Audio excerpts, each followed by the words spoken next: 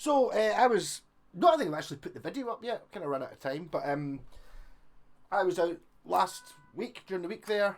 Picked up an amp which was broken. That I fixed. I just basically replaced the volume, the clean volume pop, wasn't working. This is a Laney Hardcore Max HCM30R. Although the R doesn't work because the reverb doesn't work, I couldn't fix that. Everything looked okay. I don't know. It's got like a spring reverb in it, but that doesn't work. So this is actually very similar to my first decent guitar amp. It was a G30, which I think was basically just a few years older than that one. This is the hardcore, the HCM Hardcore Max 30R reverb. There we go. So I'm just going to probably see how we got on with this. I think I might do a shootout between this and the 30-watt Marshall, actually. Probably sell both of them, but I don't know which one's better. Well, I don't know. So there we go. So this is a clean channel. Volume's at 4. Everything's at midnight. And it really goes to show that having lots and lots and lots of watts. I mean, this is only 30 transistor. It's not a tube amp. It sounds really big. It actually sounds really nice. So position 4.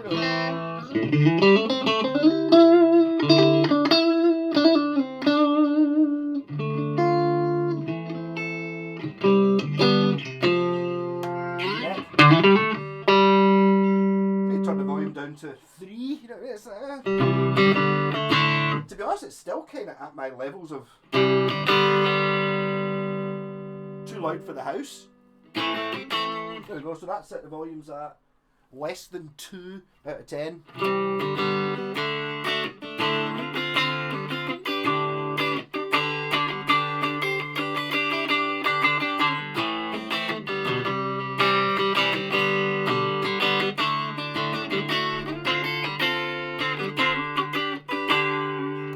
Version 4.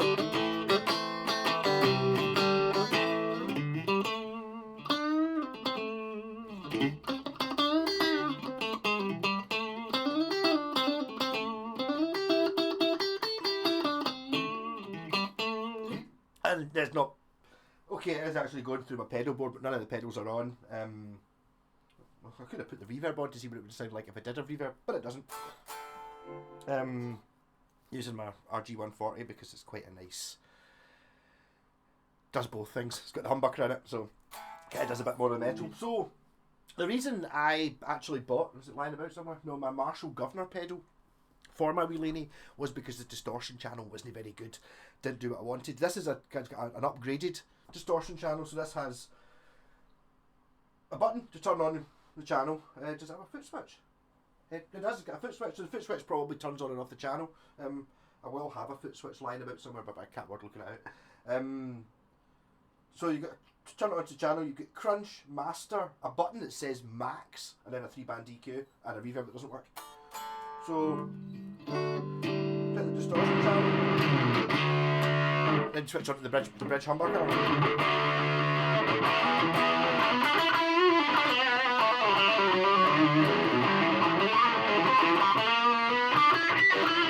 Sounds pretty good actually. That's with the crunch at quite high up.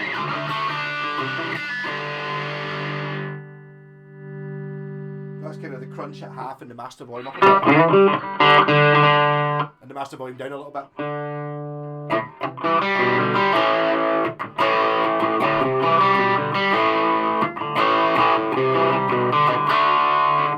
That's a totally usable distortion sound. I could get away with that. I'm in a jam.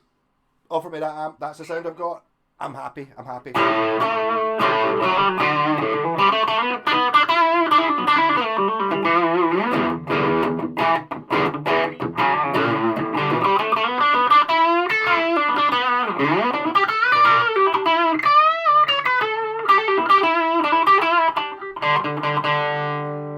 Maybe the top off.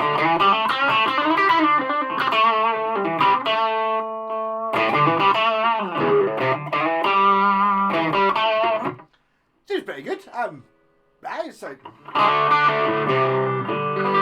can't believe how big that amp sounds, considering it's really wee. I do remember the one I had 25 years ago, whatever it was. I thought it was bigger than that, but it probably was exactly the same. I'm just more used to looking at big amps. You know, because I'm like, the wee Carlton amp, it's not a wee amp, it's a massive amp. It's just because, for me, a big amp's like, 4x12, and it's only got one speaker in it, so it's only a wee amp. Went well that way. I'll try the max button, just because it's there.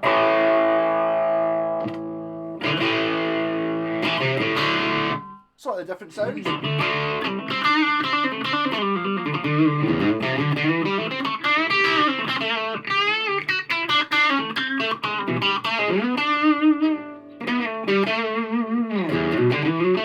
Get like a wee boost on it. But I think what you're meant to do is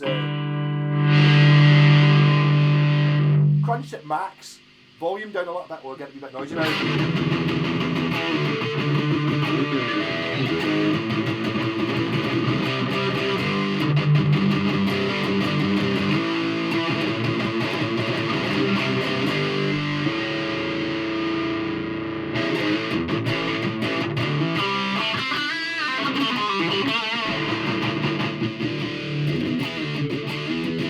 As we try to turn the mid down.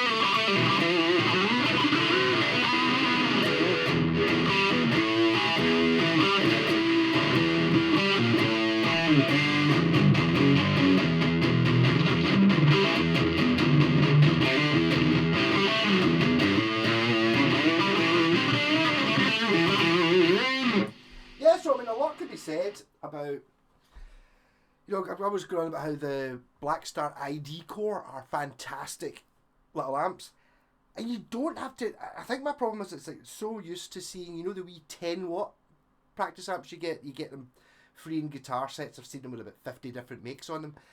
To be honest, they're kind of alright, but they're not really. They're acceptable if you're having a jam and there's a couple, a guy with an acoustic and a guy with a bass, and you've got just a wee tip. You can get a sound out it and make it usable, but it doesn't actually sound nice. Once you get up a little bit to this sort of thing, I mean, I seem to remember mine cost about 150 quid, 140 quid, something like that.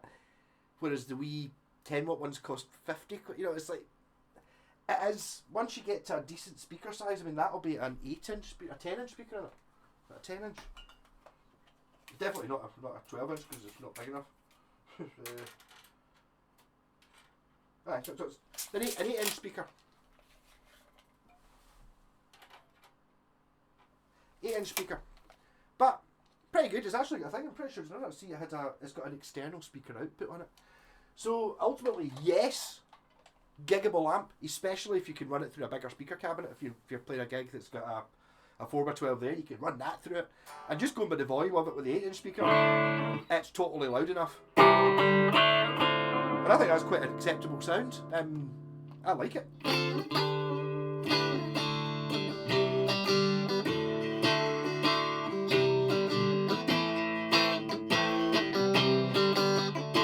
Let's see what it sounds like with pedals in it. This is the first time I've actually done this.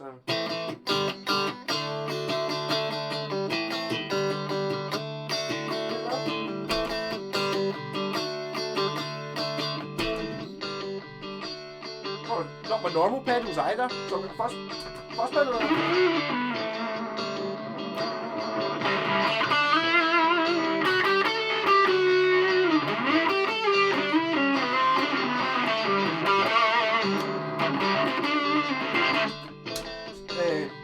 Boss.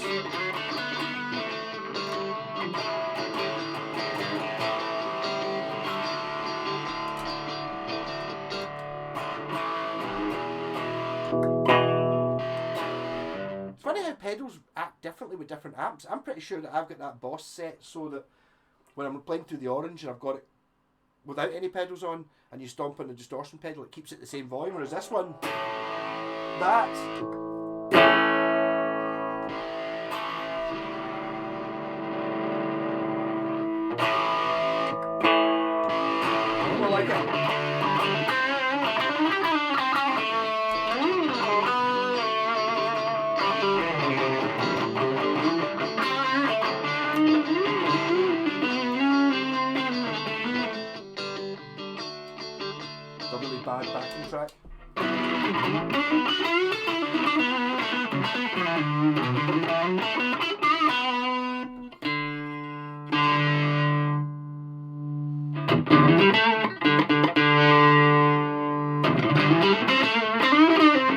I'd actually say it sounds better with the internal switch. The only thing that's throwing me with this is because I was trying to use the loop pedal there.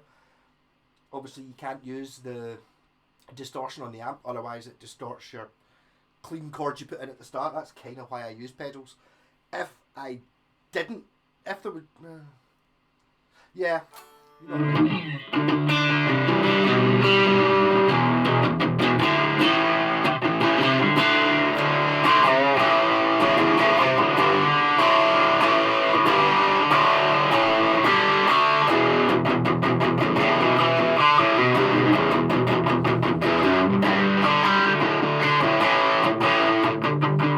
Max on again.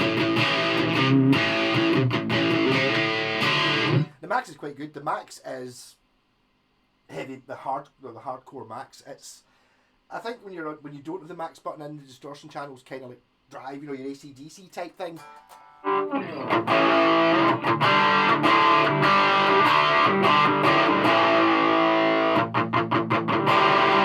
then when you hit the Max button, it puts it into the metal character.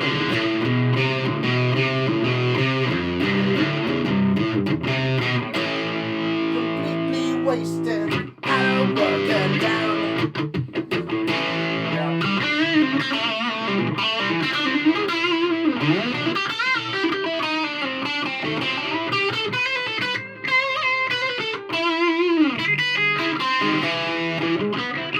Not been practicing that enough, Scott, sorry.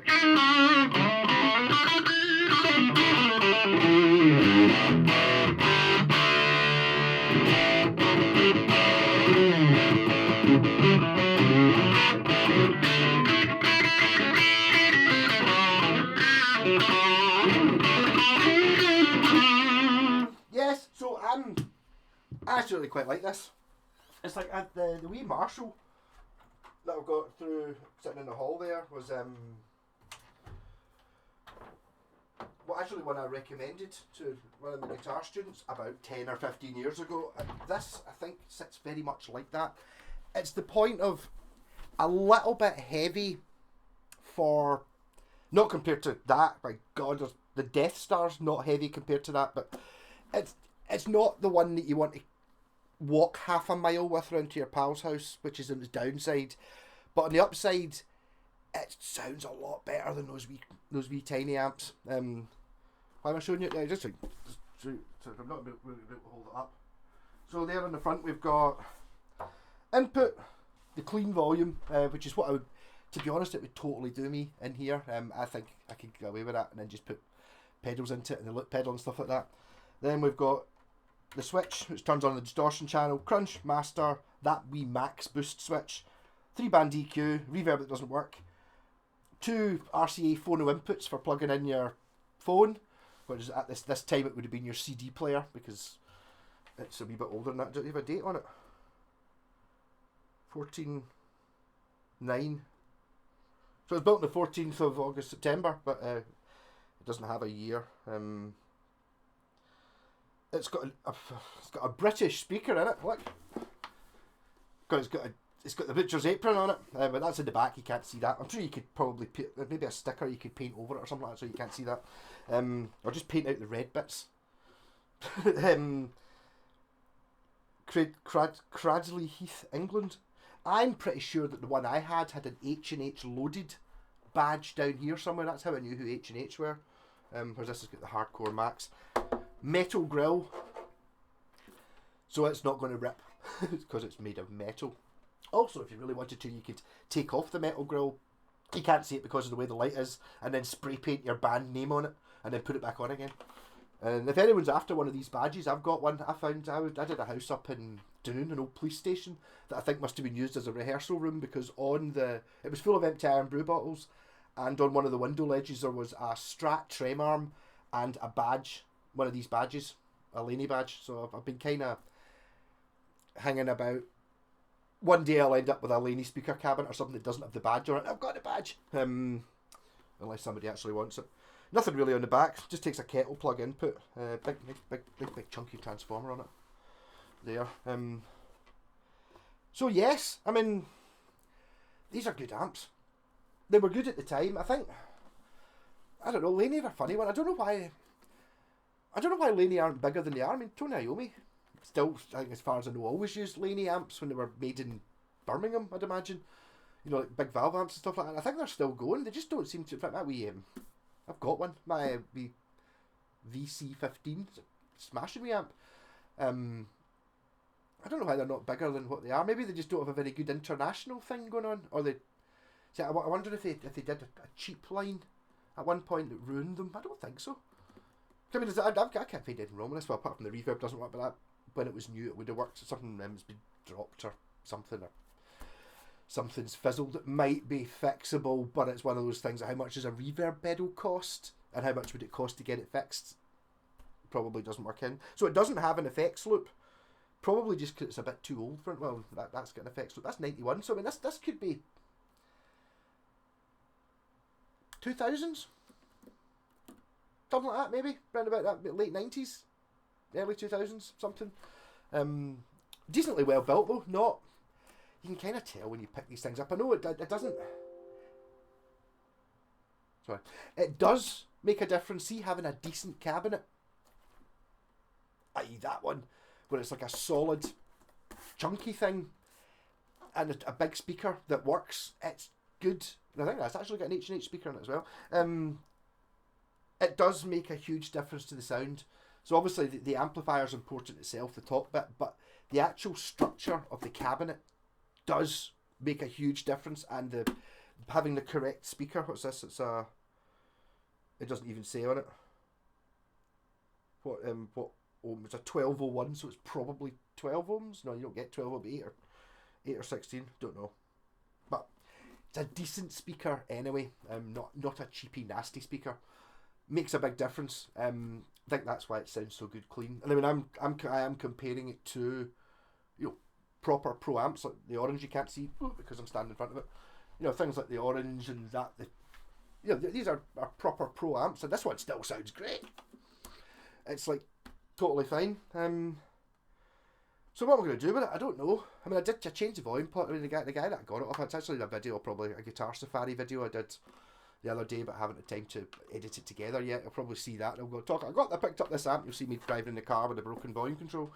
But I don't really know what to do with it. To sell it off as a put a starter pack with a guitar or something. It's kind of, yes, obviously you can have it as your first guitar, your first amp, your starter pack thing. Just the same as you can buy a $2,000 guitar for your first guitar if you want, but it's not really. I would think it could be a good second amp. You know, you get the first one where you're playing, I don't know, through your phone or flick through the wee Blackstar or something like that. You know, it's like, yeah, it's totally great, it's fine, but when you're actually jamming along with other people, something like this, and I would dare say that as long as your drummer wasn't an absolute thumper, I think you could probably get away with, and you wanted it not too clean, I think you could probably get away with playing along with a drum kit, just like in a rehearsal room with something like this. You might have to have it up full bung. I know that the Marshall 30 watt is capable of, up at full bung, is capable of playing along with drums and stuff with no PA or anything to plug it into. Obviously, if you've got a PA or something, you're totally in with this. So have a line out on it. Headphones. It's got headphones. No, you wouldn't want to use the headphones, but if you mic'd it up, it would be great. Yeah, so enough rambling about that. I managed to be 20 minutes long. This was only going to be a 5-minute long video. Anyway, I just felt like I've been doing too many out in the car videos this week. I kind of wanted to put some amps and some guitars on somewhere. Got a Telecaster in for a fix, so maybe tomorrow's video. I'm going to fix up that Vox first though. Anyhow, rock on. Cheers. Catch you later.